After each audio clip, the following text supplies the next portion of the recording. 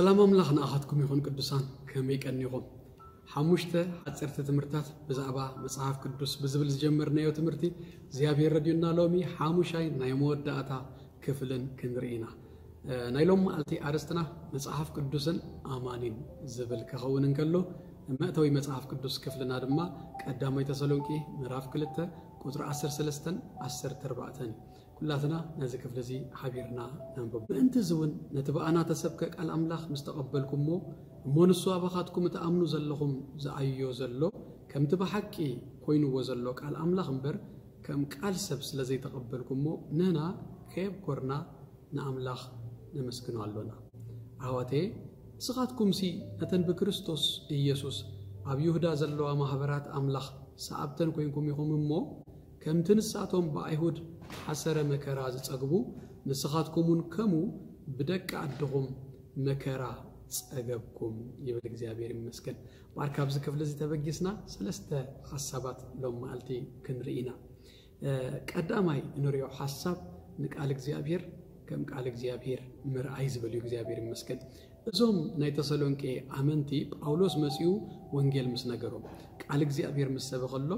ንቃል እግዚአብሔር ከም ቃል እግዚአብሔር የምሪኦም መንበር ከም ቃል ሰብ አይራአይዎን እግዚአብሔር ይመስገን ቃል እግዚአብሔር ካብ ኩሉ ጽሁፋት ካብ ኩሉ መጽሐፍቲ አዝዩ ዝተፈለየ እግዚአብሔር ይመስገን መጽሐፍ ቅዱስ ናይ እግዚአብሔር መንፈስ ዝነፈሶ ቅዱስ ጽሁፍ እግዚአብሔር ይባረክ ዩኒክ እዩ ናይ እግዚአብሔር ቃል ናይ መጽሐፍ ቅዱስ ዩኒክነስ ናይ መጽሐፍ ቅዱስ አዝዩ ካብ ካል ጽሁፋት ፍልይ ዘብሎ ሰለስተ ነገራት كتقس بايبلن እግዚአብሔር ይመስገን ቀዳማይ በዘምጾ ጽልዋ መጽሐፍ ቅዱስ ካብ ካለ ሁሉ ጽሁፋት አዝዩ ይፍለ ከምት ዘሐለፈ ትምርትና ዘተቀስኩቦ ሙሉ መጽሐፍ ቅዱስ ከሳዕ 2019 ናብ 698 ቋንቋታት ተተርጉሙ አመላ ዓለምና ተዘርጊሁሉ ከም መጽሐፍ ቅዱስ በገንድዘ ዘአከል ቋንቋታት ተተርጎመን ናብ ክንድዘ ዘአከል ህዝብታት ደበጽሐ ካለ ምንም አይነት መጽሐፍ የሎን እግዚአብሔር አምላክ ዘተመስገነ ይሁን በኻላይ ደረጃው እንተሪና ይወድማ ቃል እግዚአብሔር ቅድም 2000 ዓመት እንኳን ተጻፈ እንተሆነ ነገር ግን ከሳሕጅ ድማ ተደላይ ኮይኑ ይዝኸይድ ዘሎ እግዚአብሔር ይመስገን አብዝኾነ ጊዜ ዝኾነ ጽሁፍ ዝኾነ መጽሐፍ ህቡብ ይኸውን ዳህራይ ግን ድማ ጊዜው ከሐልፍ ከሎ ድማ ይርሳ ነግዚአብሔር ቃል ግን ከሙ እንዳሆነ ይኸይድ የለን አብ ኩሉ ዘመን ኩሉ ጊዜ በቃ ብዙህ ድድለ ብዙህ ዝሕተም ብዙህ ዝሽየጥ ብዙህ ዝዝርጋ መጽሐፍ ቅዱስ እግዚአብሔር አምላክ ዘተመስገነ ይሁን አደ ቮልቴር ዝበሃል ፈረንሳዊ እንታይሉ ተዛሪቡ ድሕረ 100 ዓመት ንመጽሐፍ ቅዱስ ዘንብቦ አይከህሎኒው መጽሐፍ ቅዱስ አሚዚየማቲው ክርከቢሉ بزغر መንገድ ግና እዚ ካብ ዝብል ድሕረ 50 ዓመት ኣብ 1778 ቮልቴር ዝነበሮ ቤት ማህተም ነይሩ ናትናቱ ቤት ማህተም ናይ ጄኔቫ ባይብል ሶሳይቲ አዲጎም አብትናቱ ቤት ማህተም መጽሐፍ ቅዱስ እናተሐተመ ተዘርጊሁ እግዚአብሔር አምላክ ይመስገን ቮልቴር ታሪክ ኮይኑ ተሪፉ መጽሐፍ ቅዱስ ናገን ከሳሕጂ ሰባት ነንብቦ አሎና እግዚአብሔር ይመስገን ተደላይ ኮይኑ ይነብራሉ ካለሳለሳይ ነገር ደማን መጽሐፍ ቅዱስ ካብ ካለ መጽሐፍቲ ካብ ካለ ጽሁፋት አዝዩ ፍሉይ ዝገብሮ ዩኒክ ዝገብሮ ንመጽሐፍ ቅዱስ ንምጥፋ ዘይተፈተነ ፈተናታት የለን ዝብለኩም በውልቀ ሰባት ዳይኮነ በታሪክ ደተመዝገበ በስተደራጀው ሰባት በመንግስታት ንመጽሐፍ ቅዱስ አቃጼልካ አንዲድካ ንምጥፋ ብዙ ፈተናታት ተጊሮሎ ዝተመዝገቡ አብ ታሪክ 199 ጊዜ ከሳሕጀ ዘለናዮ ዘመን بستدراجو أكالات نمسحف قدوس نمطفى عندك أكاسيلك نمطفى تفتين الله أبزخل الزمن جن سرفايف جرو مسحف قدوس كسحجي الله زابير مسكن سلزي مسحف قدوسنا كاب كانوا كل صحوفات دفل يونيك زابير مسكن سلزي هنا كريستيانات نمسحف قدوس بفلوي من قدي كنريو دقبا كم تقول أنا يسوع كريستوس كاب كانوا كل فلي زبلنا እግዚአብሔር ይመስገን ልክ ሆሙ ድማ መጽሐፍ ቅዱስናውን ካብካሉ ሁሉ መጽሐፍቲ ካብካሉ ሁሉ ጽሁፋት ፍልይ ዝበለዩና አና አመንቲ ኢየሱስ ክርስቶስ ጎይታዩ ህያው ቃል ጎይታና ኢየሱስ ክርስቶስ በመንፈስ ቅዱስ ካብ ድንግል ተወሊዱ ከም ዝተዋህበና እዚ ጽሁፍ እዚ ድማ እዚ ቃል እዚ ድማ እግዚአብሔር አምላክ ተመስገነ ይሁን በመንፈስ ቅዱስ በቅዱሳን ሰባት ተጻሒፉ ተደሪሱ ካብ አምላክ በተዋህበና እግዚአብሔር ይመስገን አብዛ ሐለፈ ትምርትና ከም ዝተቀስናዮ ጎይታና ኢየሱስ ክርስቶስን መጽሐፍን ወይ ድማ መጽሐፍ ቅዱስን ቃሉን ሓደ ይሁን እግዚአብሔር አምላክ ተመስገነ ይሁን አብ ዮሐንስ ምዕራፍ 1 ጎይታ ምስቃሉ ሓደ ከም ዝኾነ ይነግረና ጎይታ ብርሃን ተባሂሉሎ እቲ ቃሉን ብርሃን ተባሂሉሎ አብ ዮሐንስ ምዕራፍ 6 ጎይታና አናና ህይወት እንጀራ ይሉናል አብ ማቴዎስ ምዕራፍ 4 ቁጥር 4 ድማ ሰብ ካብ አፍ አምላክ ብዝወጽ ቃል እንበር ብእንጀራ ጥራይ አይነብርኒ በመባል ጎይታ ትቃል ናይ ህይወት እንጀራ ከም ዝኾነ ናይ መንፈሳዊ ሰብና ምግቢ ከም ዝኾነ ነጊሩናል እግዚአብሔር ይመስገን አብ ዮሐንስ ወንጌል ምዕራፍ 14 ጎይታ አና ሐቂ መንገዲ ህይወቴ ይሉናል እግዚአብሔር ይመስገን አብ ዮሐንስ ወንጌል ምዕራፍ 17 ድማ በትቃል ቅዱስም እተቃል ሐቂው ይሉናል እግዚአብሔር ይመስገን ስለዚህ አመንቲ ልክ ንጎይታ ኢየሱስ ክርስቶስ ፍልይ ከም ዝብለልና ፍልይ አቢልና ከም ንሪኦ ቃል እግዚአብሔር ድማና አና ዝተፈለየ እግዚአብሔር ይመስገን ምክንያቱ በቃሉ ኢና ሐሳብ እግዚአብሔር መንገድ እግዚአብሔር ክንፈልጥ ደኻልና ንአምላኹን ክንፈልጦ ዝኻልና በቃሉ ኢና እግዚአብሔር አምላክ ዘተመስገነ ይሁን አብካላይ ቆሮንቶስ ምዕራፍ 3 ቁጥር 18 ከም ዝብል ቃል አለና ነና ሁላትና ገና በቅሉ ገጽ ነትክብሪ ጎይታና ከም በመስተያት ጌርና እናጠመጥናዮ ከም ካብ መንፈስ ጎይታ ካብ ክብሪ ናብ ትምስሊ አርአዩ ንልወጥ አሎና ኢሉ እግዚአብሔር ይመስገን እዚ ክብርዚ በመንታይ ከም ዝረአ ዳህራይ በደንብ የነጽረልናዩ 4 ቁጥር ውርድ ተይልና እዚያ ናይ ምዕራፍ 3 ናይ መወዳታ ቁጥርያ ቁጥር 18 ምዕራፍ 4 ቁጥር 4 ድማ ከምዚ ይብለና ባይዘወይ መጽሐፍ ቅዱስ በምዕራፋት በጥቅስታት ዳህራዩ ተገይሩ እንበር ጳውሎስ ደብዳቤ ክጽፍ ከሎ ምዕራፍ በምዕራፍ ጥቅስ በጥቅስ እንዳገበረ አይኮነን ስለዚህ እዚ ሐሳብ ሀቢሩ ድኸይድዩ እዚ ክብርዚ በኸመይ መንገድ ይደረእ እንደሪልና አብ ቃሉ ኢና ንሪኦ እግዚአብሔር አምላክ ተመስገነ ይሁን ቁጥር 4 ምዕራፍ 4 ከምዚ ይብል እቲ ብርሃን ወንጌል ናይ ክብር ክርስቶስ ንሱኻ ምስለ አምላክ ምእንቲ ከይበርሃሎምሲ አምላክ እዛ ዓለም እዚኣ ንሐሳብ እቶም ዘይአምኑ አወሮ ይብለና እግዚአብሔር ይመስገን ስለዚህ በቃል እግዚአብሔር ኢና ክብር እግዚአብሔር እናራአና ነኸይድ እግዚአብሔር ይመስገን አብ ሰማይ ዘለው መላእክቲ 24 ሰዓታት كل جزء كل ما ألتي قدوس النابلو النام لهو دنبرو زلوا كيسل توم زنبرو زلوا النام لهو زخدو زلوا ببي جزيو حدش كبر النار أيوس لزخدو كريستيان دما نجزي أبير بحدش من جدي النام لهو فريش دهونا مسجانا أم لهو النار خبر غيد متى نابك على جزي أبيريو كأتو زلوا يسوع كريستوس قويته مغنياتو جزي أبير جزء رسول بك على سلازة جلسة نك على جزي أبير كنا نبب نابك على جزي أبير كن أتو غلنا يسوع كريستوس قويته زي تجلس لنا زي فلتنا يو عينت من النت أو تقال النات تجلس لنا دير أنا يو كبري النار أنا بتي جز دما كمتي على أي كورنثوس مراف سلست دبلنا بكله جز نتكبر قويتا كم بمستيات جيرنا النات أمتنا كم منفس قويتا كاب كبري ناب تمثلي أيو النات لوتنا نخيد إجزاء أملاخ زتمسجنا يغون سلسي قال إجزاء كنا نبغو يجب أن كل جزء نابتك على كل جزء كان عبتو يجب أن إجزاء مسكن تقال نأنا نأمنتي يونيكيو نايجزيابير قال مصحف قدوسنا أنا نأمنتي فلو يجزيابير أملاخ زتمسجنا يكون مزمور 110 تشأتن تعزنا وحت مقراف ناي مصحف قدوسنا يا بزاباق على إجزيابير يودما ززارب أبز كفلزي بصو نجارات بزاباق على إجزيابير زمارة يلولو سلست تقصتات كان ببالكم إجزيابير مسكن بزابا نك على إجزيابير كما عينت بوتا واجا فاليو كم زهبو زمارة يزي أبزن سلست تقصتات كندري انت يبل أب قطر سب عن كلتن كابا علافات ورك البرورنسي حق أفكا يعيشني يبل إجزيابير مسكن 100 شو أتندما سلازي تزازات كاب وركي كاب صوري وركي أبليس أفتو على هو يبل 100 سوسان كلتن دما كم تي بزوه مركو زمارخة بقالك bah يبلن اللو يبل እግዚአብሔር አምላክ ተመስገነ ይሁን ስለዚህ ንዘማራይ ቃል እግዚአብሔር በቃ ከምወርቂ ካብዙ ጹሪ ወርቂ ዝምረጽ ካምርኮ ዝምረጽ ዝበልጽ ከምዝኾነ እዚ አይነት ዋጋ ከምዘለዎ አብ ህይወቱ ይነግረና እዚ ማለት ግን እግዚአብሔር አምላክ ተመስገነ ይሁን ቃል እግዚአብሔር ዋጋ እንህቦ እንደህር ኮይና እንተ ኢና ንገብር ቃል እግዚአብሔር ዋጋ ስለዛሃብናዮ በቃ ናብ ልብና አጸግ አቢልና ስለንድቅስ ወይ ድማ ተተርኢስናዮ ስለንድቅስ አይኮንናል ነገር ግን ቃል እግዚአብሔር ዋጋ ንህቦ እንደህር ኮይና ክፍት አቢልና ነጥቃል كننببو يزغبا እግዚአብሔር አምላክ ተመስገነ ይሁን አመዝሙር 119 ፍቅዲ 148 ከምዚ ብለና ንቃልካ ከስተንትንሲ አይንተይ ነቶም ናይለይቲ ሐለውቲ ቀደማኦም ይብል ናይለይቲ ሐለውቲ በትግዚቲ ሰለስተ ግዚኦም ዝትንስኡ ነይሮም ዝነቅሑ ነይሮም ስለዚህ ነቶም ናይለይቲ ሐለውቲ እና ቀደመ ሰለስተ ጊዜ እና ተንሰ ድቃሱ መስዋዕት በመግባር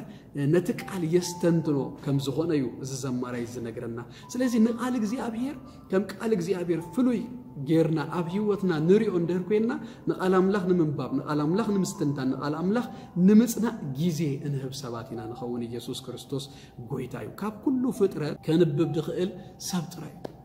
ንሰብ ድማዩ መጽሐፍ ቅዱስ እግዚአብሔር ጽሑፍ ይብዎ ስለዚህ ነዚ ነገር እዚ ክንጥቀመሉ ይዘገባ ቃል እግዚአብሔር ፍሉይ ስለዝኾነ ካብ ኩሉ መጽሐፍቲ ዝተፈለየ ስለዝኾነ ካብቲ ንቃል ሰብ እንህቦ ጊዜ ንላዕሊ ንቃል እግዚአብሔር ክንህቦ እዩ ዝግባ ኢየሱስ ክርስቶስ ጎይታዩ ካልአይ ንቃል እግዚአብሔር ክንአምኖ ድማ እዩ ዝግባ አብ ቁጥሪ 13 ክልተ ጊዜ ከም ዝብል ቃል ንረክብና ምእንቲ ዝውን ነቲ በአና እተሰብከ ቃል አምላክ ምስተቀበልኩሞ ይብለና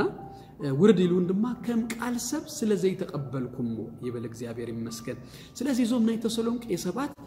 ከም ቃል እግዚአብሔር ጌሮም ተቀቢሎሞ ከም ቃል ሰብ አይኮነን ተቀበልዎ ከም ቃል አምላክ ጌሮም ተቀቢሎሞ እንታይ ማለት እዩ ምቅባል ዘብል ቋንቋ ምእማን ማለት እዩ ንቃል እግዚአብሔር ከነንበቦ ይግባ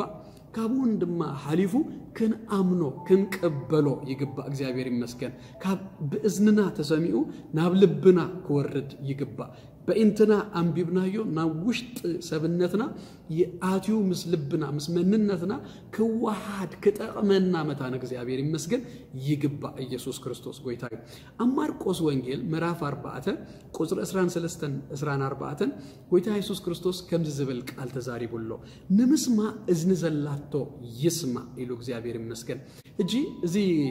እዝን ዘላቶ ይስማ ዝብል አብዙ ቦታ ተደጋጊሙ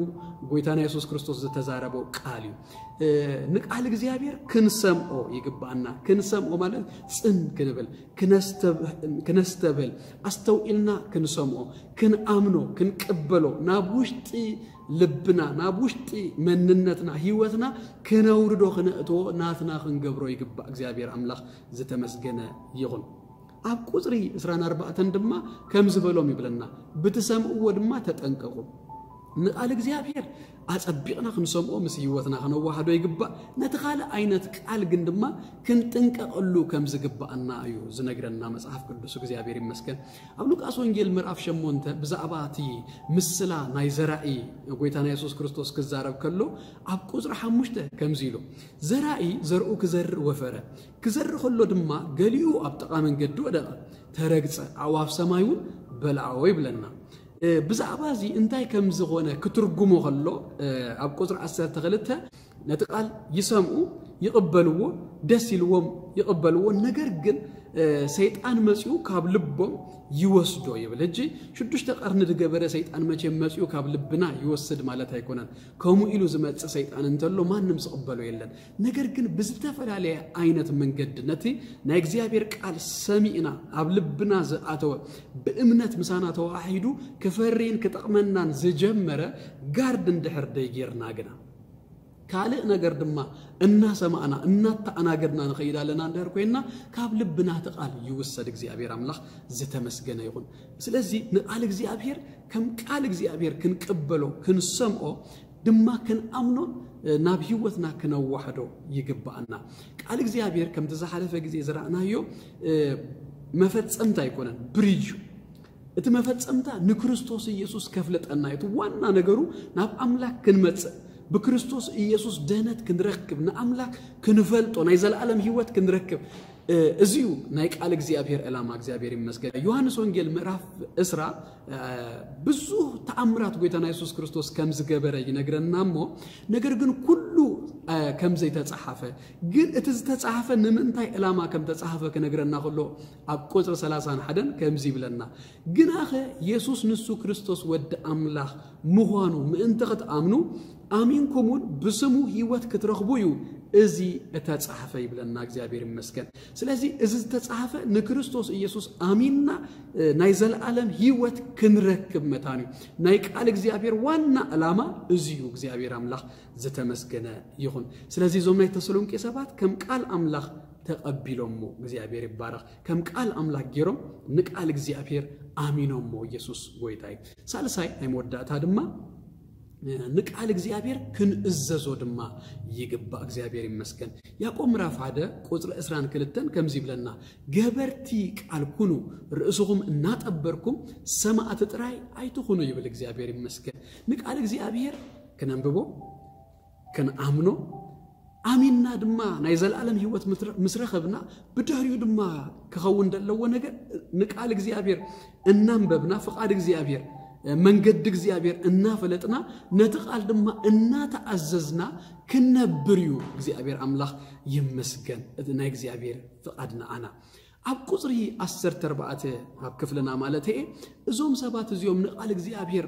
አሚኖም ንቃል እግዚአብሔር ተቀቢሎም አብ ህይወቶም ድማ ዝመጸ